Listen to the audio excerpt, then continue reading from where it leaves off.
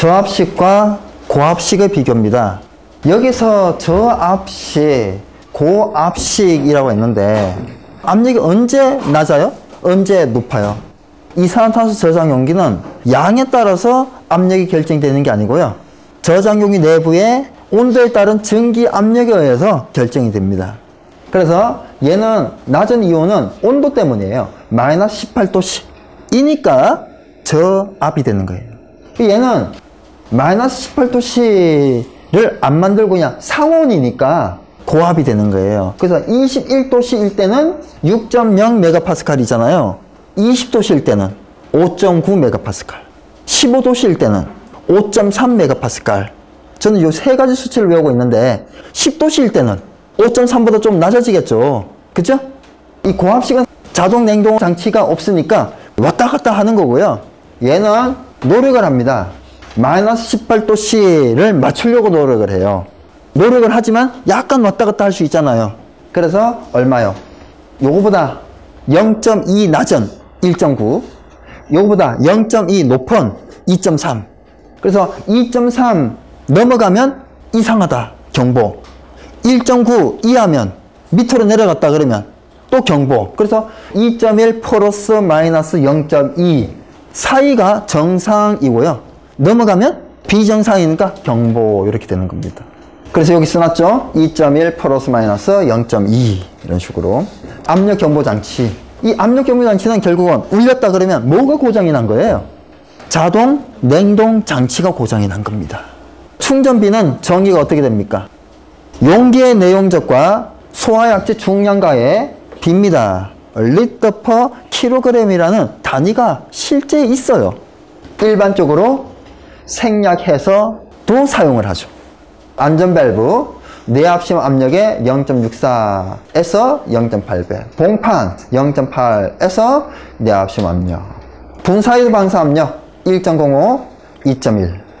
이 저압식, 고압식, 언제 저압식, 언제 고압식, 이거는 정해져 있질 않아요. 사용자의 선택입니다.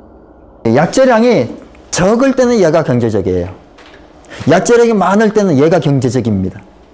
그래서 약재량에 따라서 경제성을 따져서 설치를 하는 거예요.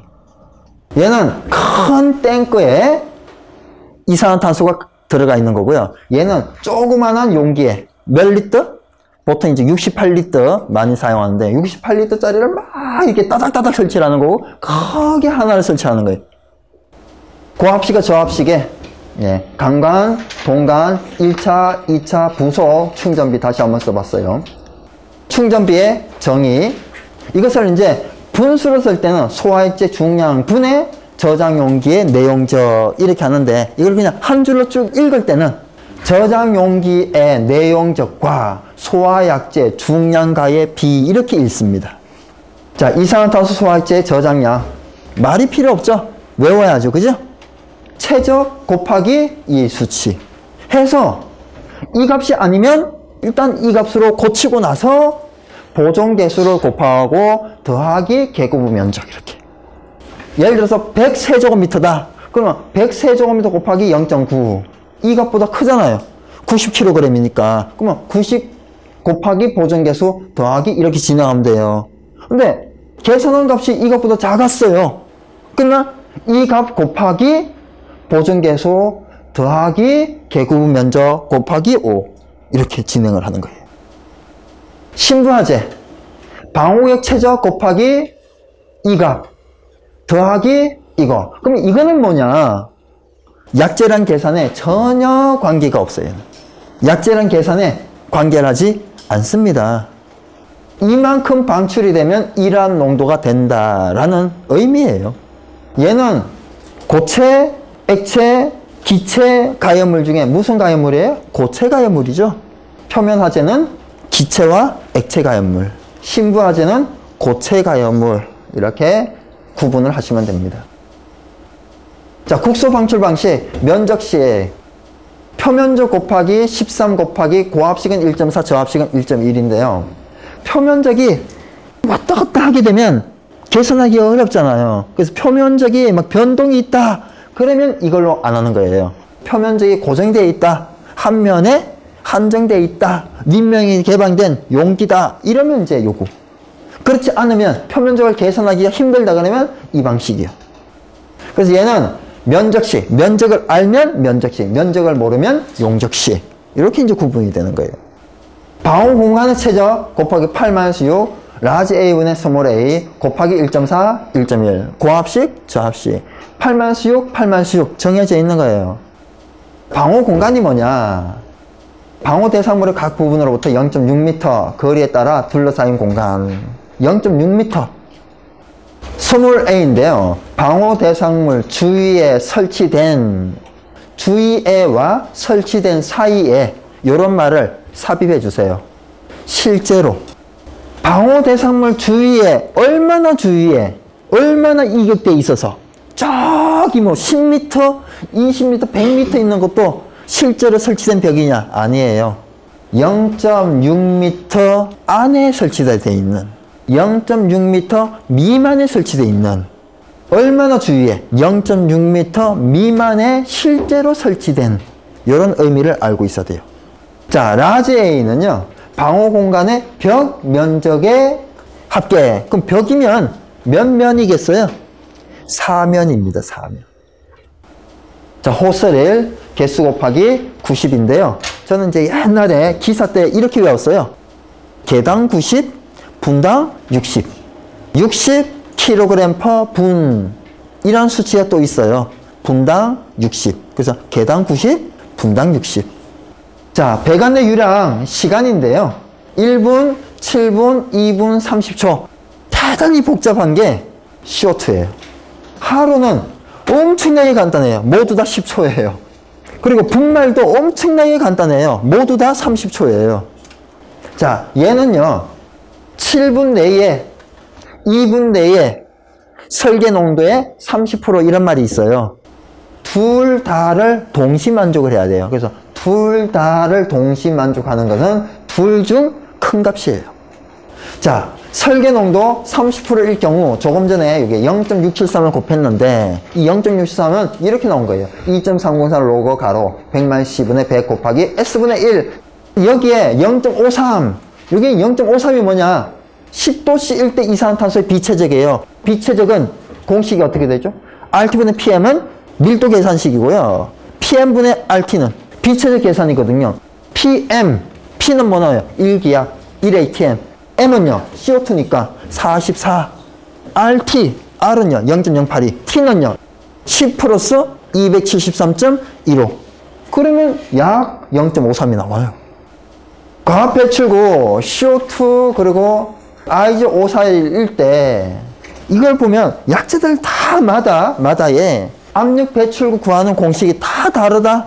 이런 걸 알 수가 있죠. 시험에 나오는 대표적인 약재가 CO2와 IG541이에요. 공식 외워서 대입하면 되는 겁니다. 공식을 외울 때 무슨 단위로 나오냐? 예, 면적이 제곱밀리미터로 나오고 얘는 좀 다르죠. 제곱센티미터고 얘는 킬로그램 퍼 분이 들어가고 얘는 세제곱미터 퍼 분이 들어가고 얘는 킬로파스칼이 들어가고 얘는 킬로그램 퍼 제곱미터가 들어가고 다 다르잖아요. 그죠?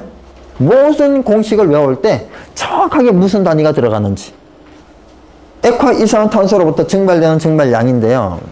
이거는 지금 G가 뭐냐? 이런 말이 안 써있죠. 위쪽은 배관이에요. 아래쪽은 CO2입니다. 위쪽은 배관이라고요. 배관의 무게, 배관의 비열, 배관의 온도차. 위에 분자는 배관의. 아래쪽은요, H는 이산화탄소의 증발 잠열. 위는 뭐예요? 위는 배관의 감열. CC 델타 T가 무슨 열량을 구하는 공식이에요? 감열 구하는 공식이죠. 킬로칼로리 퍼 킬로그램. 물의 증발 잠열 얼마예요? 539죠. 그 단위랑 똑같잖아요. 그래서 CO2의 증발 잠열. 그럼 여기 왜 4.19가 붙었냐? 4.19. 이거는 킬로칼로리 단위가 같잖아요. 지워지거든요. 근데 이거는 킬로칼로리, 킬로줄 다르잖아요. 킬로칼로리를 킬로줄로 고쳐야 지워지죠. 그래서 4.19를 곱해야 킬로칼로리가 뭘로 고쳐져요? 킬로줄로 고쳐지는 겁니다. 그 얘기예요. 그래서 실제로 4.19를 안 곱하면 GC 델타 T가 킬로칼로리예요. 4.19를 곱했어요. 무슨 단위가 된다고요?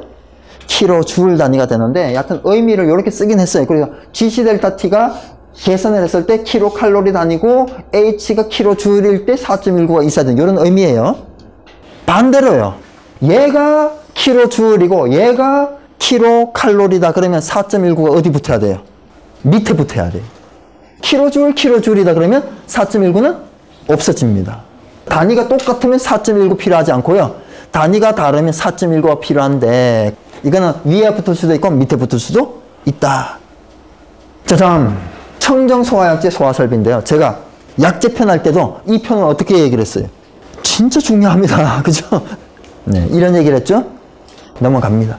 이거는 뭐 중복되는 거예요. 그죠? 화재 안전 기준이 개정이 됐습니다. 50에서 뭘로? 30으로. 그럼 왜 개정이 됐냐? HFC 23 사용을 했어요. 사람이 죽었어요. 농도가 높게 설계되면 어떻게 해요? 사망을 하는 거예요. 그래서 낮춘 겁니다. 야, 이거 낮춰야 되겠다. 사후 처방한 거예요. 그죠? 활화화물 청정소화약제 저장량입니다. 대단히 중요하죠. 그죠?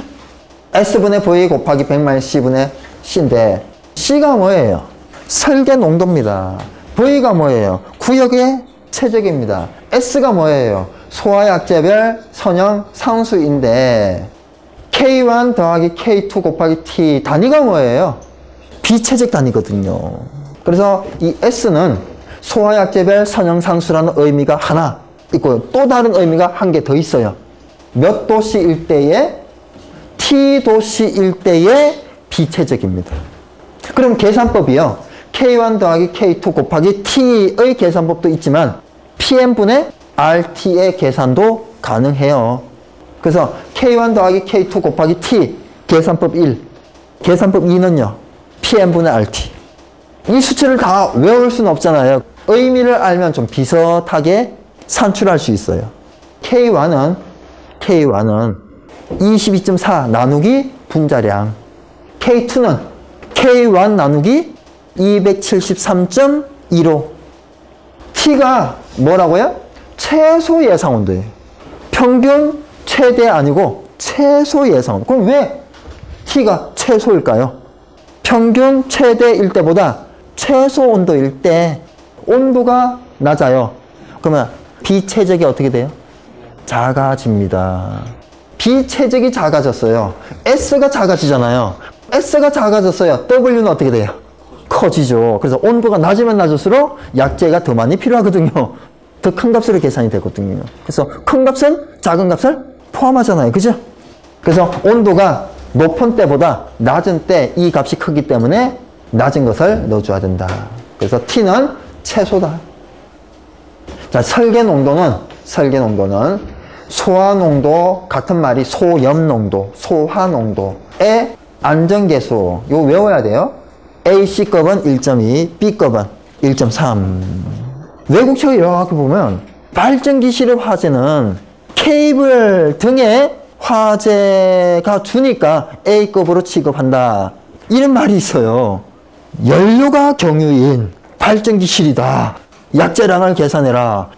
연료가 어디를 통해서 공급이 돼요? 배관을 통해서. 이 발전기가 어떻게 해서 발전을 해요?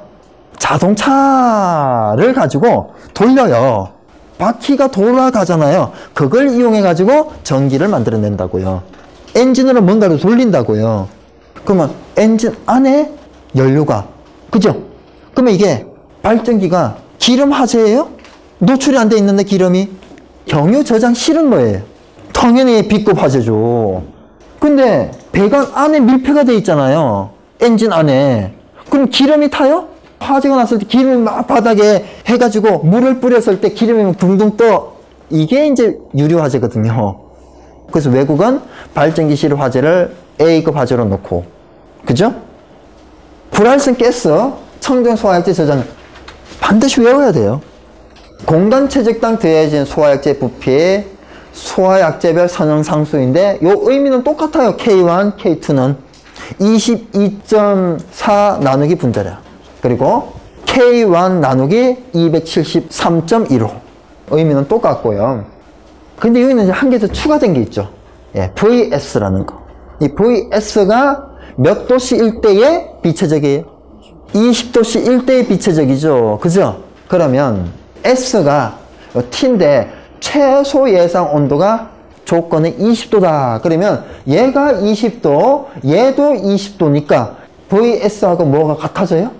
예, VS와 S가 같아집니다. 그래서 최소 예상 온도가 20도일 때는 이 값을 지울 수 있다. VS는 어떻게 계산을 해요?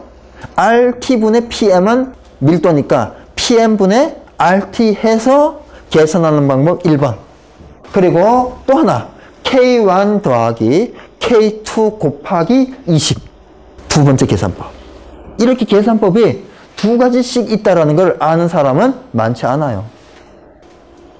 배관의 두께 계산식이에요. 화재 안전 기준에 배관 두께 계산법이 딱 얘기밖에 없어요. 그럼 얼마나 중요하겠어요? ESE분의 PD 더하기 A인데 최대 허용 압력, 배관의 바깥지르니까 외경 같은 말이죠. SE 최대 허용 응력인데 최대 허용 응력만 계산해라 이럴 수도 있어요. 이거 좀 어려워서. 배관 재질의 인장 강도의 4분의 1 값과 항복점의 3분의 2 값 중 적은 값 곱하기 배관 이염 효율 곱하기 1.2. 1.2는 무조건 해야 되는 거예요. 배관 이염 효율은 여기에 있죠. 이염이 없는 관 전기저항 영역가 0.85, 가열, 맞대기 0.6 중에 전기저항 영역관이 좀 더 많이 출제되는 경향은 있어요. 다 알아둬야죠. A, 요 허용값 A는 나사 이염은 나사 높이, 홈은 홈 깊이, 그리고 용접 이염은 0. 자, 그럼 여기서 인장 강도는 뭐고 항복점은 뭐냐? 스프링을 늘었다 놓으면 다시 줄어들고 늘었다 놓으면 다시 줄어드는데 이걸 이만큼 늘리면 어떻게 해요? 다시 안 줄어들죠? 예, 항복점을 넘어서 그래요. 그리고 이걸 더 당기면 이 스프링이 어떻게 돼요? 더 당기면 끊어지죠? 예, 인장 강도를 넘어서 그래요. 그러면 인장 강도가 항상 항복점보다 작을까요? 클까요? 항상 큽니다. 저는 이렇게 외우고 있어요. 인사항삼 이렇게. 인장 강도의 4분의 1, 항복점의 3분의 2. 인사항삼 이렇게 3분의 2 이렇게 외우고 있어요. 외우셔야 돼요. 1차면서 다 2차입니다. 지금 여기에 다 무슨 단위예요? 킬로파스칼, 킬로파스칼인데 이 킬로파스칼이 아니고 다른 단위를 주어지는 경우가 있어요. 뉴턴 퍼 제곱밀리미터. 실제로 현장에서는요, 킬로파스칼, 메가파스칼로 인장 강도나 항복점을 사용하지 않아요. 일반적으로. 현장에서 항복점과 인장 강도는 이 단위를 사용을 해요. 그럼 이 단위와 킬로파스칼의 관계를 모르면 풀이가 또 안 되겠죠. 자, 다시 써보면요. 뉴턴 퍼 뭐예요? 제곱 밀리미터잖아요. 그죠? 뉴턴 퍼 제곱미터 이렇게 했어요. 그러면 분모가 몇 배 커졌어요? 1m는 1000ml거든요. 근데 제곱이니까 1000의 제곱이니까 몇 배? 10의 6성배. 그죠? 밑에가 10의 6성 커졌잖아요. 지금 등식이 성립하지 않아요. 그죠? 성립하려면 10의 6성이 얘가 커졌으니까 얘도 커져야 되거든요. 분모가 커졌으면 분자도 커져야 등식이 성립하죠. 그럼 이제 뭐예요? 10의 6성은 뭐예요? 메가. 그리고 뉴턴 퍼 제곱미터는 파스칼. 그죠? 는 1000 뭐예요? 킬로파스칼이죠. 그래서 예, 뉴턴 퍼 제곱 밀리미터는 메가파스칼과 같다.